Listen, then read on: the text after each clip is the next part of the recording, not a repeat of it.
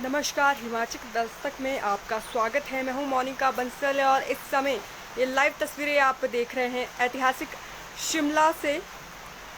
शिमला के कालीबाड़ी में स्थित करुणामूलक संघ पिछले 2 महीने लगभग होने वाले हैं 56 दिन इस संघ को अपनी मांगों को लेकर अड़े हुए यहाँ पर जो क्रमिक अनशन पर ये बैठा हुआ है संघ उसे यहाँ पर हो चुके हैं।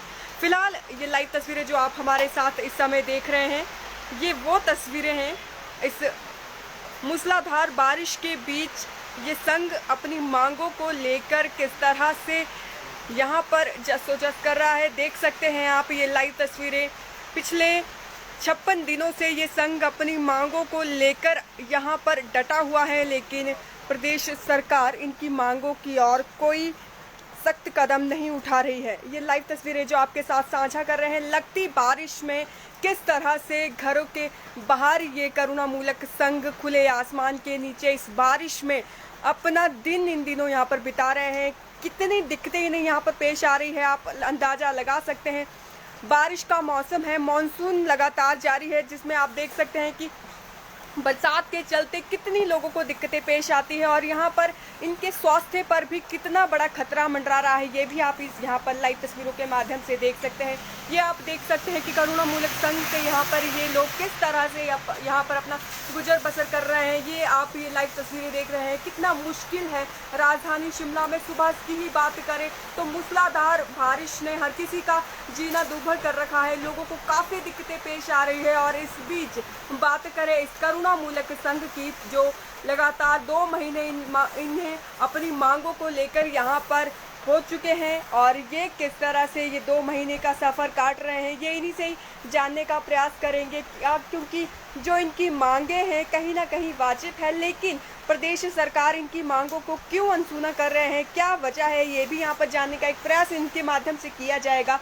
फिलहाल ये आप अंदाज़ा लगा सकते हैं कि शिमला में इस तरह की मूसलाधार बारिश के चलते ये किस तरह से यहाँ पर इन दिनों अपना जीवन यापन कर रहे हैं, ये इन लाइव तस्वीरों के माध्यम से आपके साथ साझा कर रहे हैं। तो आप अंदाज़ा लगा सकते हैं, ये आप देख सकते हैं कि इतनी बारिश के बीच ये यहाँ पर डटे हुए हैं।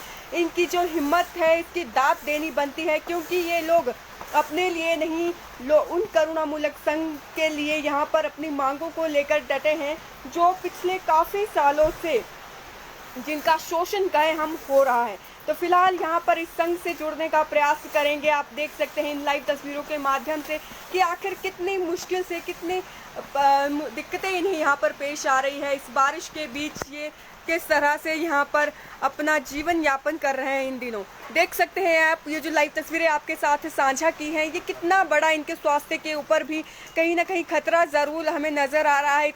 इस बारिश में इनके स्वास्थ्य पर भी इस बारिश का ज़रूर बुरा असर पड़ सकता है अगर ये अपने स्वास्थ्य का अभी से ध्यान न रखें। फिलहाल ये जो मूसलाधार बारिश है इस बीच यहाँ पर ये डटे हुए हैं मांगों को लेकर और कितनी दिक्कतें इन्हें पेश आ रही है, ये ज़रूर यहाँ पर जुड़ने का प्रयास करेंगे।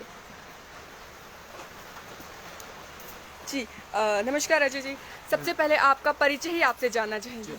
मैं अजय कुमार, प्रदेश अध्यक्ष करुणामूलक संघ हिमाचल प्रदेश। जी सर, सबसे पहले आपसे ये जानना चाहेंगे ये संघ कितने महीनों से यहाँ पर डटा हुआ है?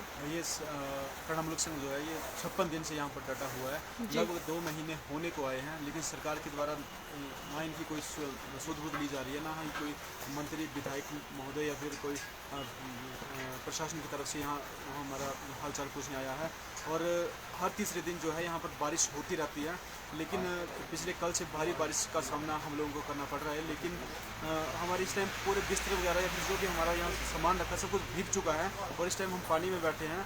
देख सकते हैं लाइव तस्वीरों के माध्यम से कि किस तरीके से करुणामूलक परिवार जो है, तो इन्होंने अपने परिवार का सदस्य खोया है और ऊपर से इतनी गंभीर स्थिति में बारिश में शिमला की बागनियों में बैठने की बहुत मतलब शर्म की बात है प्रदेश सरकार के लिए। और अभी प्रदेश सरकार अगर मतलब नहीं आती है इनके हालचाल पूछने, तो मतलब इससे बड़ी शर्म की बात हो ही नहीं सकती और इसका खामियाजा प्रदेश सरकार को जल्द भुगतना पड़ सकता है। जी, एक और चीज़ आपसे जानना चाहेंगे, पिछली देर रात से ही बात करें तो बारिश लगातार जारी है शिमला में। आप कह रहे हैं कि आपके बिस्तर पूरी तरह से गीले हैं।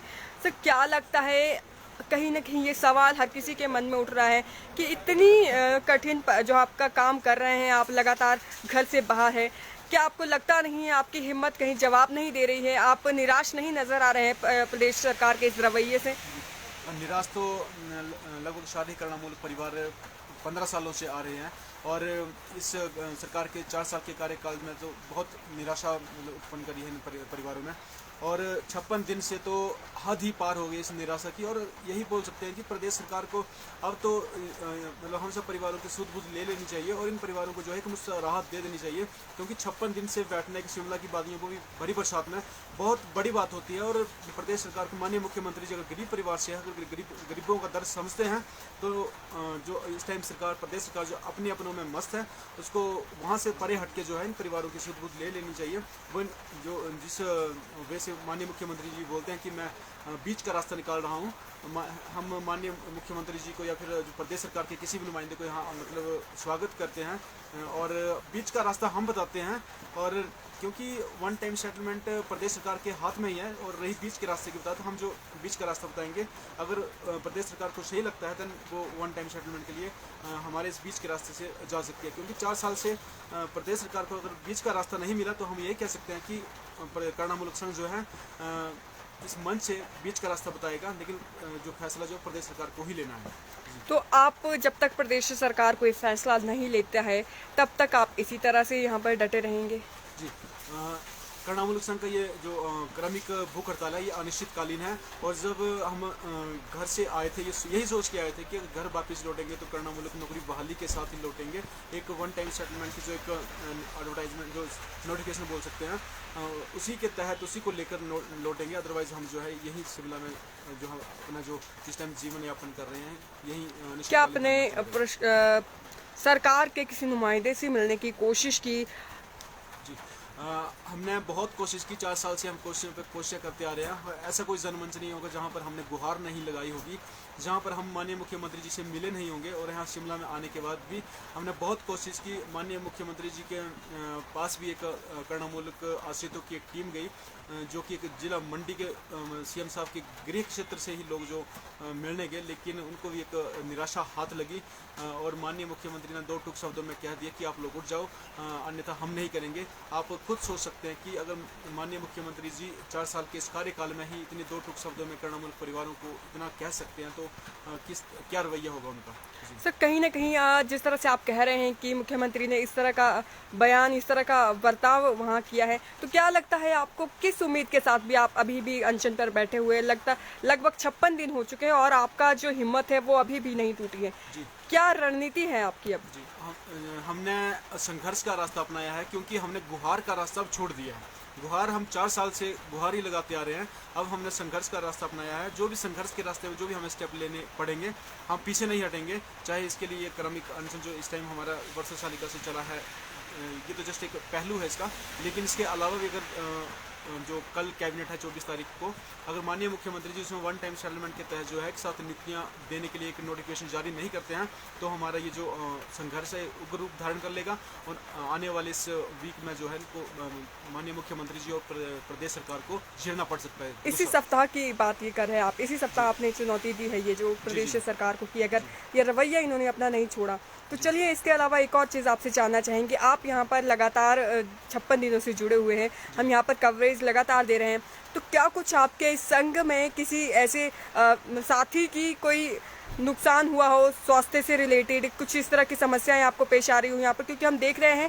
काफ़ी दिक्कतें यहाँ पर आ रही हैं, बारिश के बीच आप यहाँ पर लगातार बैठे हुए हैं। जी, काफ़ी लंबे समय से हम लगभग 2 महीनों से यहाँ पर बैठे हैं और जो भी साथी यहाँ पर हमारा सहयोग कर रहे हैं साथ में कंधे से कंधा मिलाकर खड़े हो रहे हैं, उन्हें बहुत सी दिक्कतों का सामना करना पड़ रहा है। एक बड़ी बरसात में एक गीले बिस्तरों में रहना एक बहुत बड़ी चुनौती होती है, लेकिन हम हर एक चुनौती को पार करने के लिए यहाँ पर मतलब इकट्ठे हुए हैं और जो भी चुनौतियाँ आएंगी हम उसको साइड करके उनको परे हटा के जो है इस संघर्ष का रास्ता अपनाया है और जल्द ही हम उम्मीद है कि हम जल्द इसमें संघर्ष के रास्ते में कामयाबी के मतलब तरफ बढ़ेंगे। जी, बहुत बहुत शुक्रिया सर। तो देख सकते हैं आप करुणामूलक संघ आखिर किस तरह से इस भरी बरसात में अभी 56 दिन लगातार इन्हें हो चुके हैं और अपनी मांगों को लेकर डटे हुए हैं और इनकी जो हिम्मत है वो अभी जवाब नहीं दे रही है। हालांकि अगर बात करें इस मौसम की तो ज़रूर हर किसी के इस मौसम में ज़रूर निराशा उन्हें लग सकती है, लेकिन फिर भी आप देख सकते हैं कि शिमला का ये मौसम जो सुबह से मूसलाधार बारिश शिमला में हो रही है हर किसी का जवाब दे रही है, क्योंकि साफ तौर पर इस मूसलाधार बारिश में लोगों का घरों से बाहर निकलना भी मुश्किल हो रहा है। लेकिन उसके बावजूद भी इस भरी बरसात में अपनी मांगों को लेकर डटे हुए हैं। ये करुणामूलक संघ पिछले 2 महीने से यहाँ पर डटा हुआ है और कहीं ना कहीं एक उम्मीद है कि प्रदेश सरकार इनकी मांगों को ज़रूर सुनेगा। जो वन सेटलमेंट टाइम की जो मांग यहाँ पर कर रहे हैं, तो ये कहीं ना कहीं सभी करुणामूलक संघ के समर्थन में यहाँ पर उतरे हुए हैं और इन्हें उम्मीद है कि प्रदेश सरकार इनकी मांगों को सुने। लेकिन अभी तक जो देखने में आ रहा है, प्रदेश सरकार साफ तौर पर इनकी मांगों को, कुछ जो मांगे इनकी जायज़ है उनकी तरफ उदासीन रवैया अपनाए हुए हैं। अब ये देखना होगा कि कल कैबिनेट की बैठक है और इस बैठक में ये क्या प्रदेश सरकार क्या कुछ अहम निर्णय करुणामूलक संघ को लेकर ध्यान में लेकर रखती है, क्या लेती है, ये देखना होगा। और जिस तरह से साफ इस संघ ने यहाँ पर चुनौती दे दी है कि अगर इस कैबिनेट में संघ की मांगों को प्रमुखता से नहीं उठाया गया तो आने वाले समय में ये संघ उग्र आंदोलन करने से भी पीछे नहीं हटेगा। तो फिलहाल ये शिमला के कालीबाड़ी स्थित करुणामूलक संघ पिछले 2 महीनों से जिस तरह से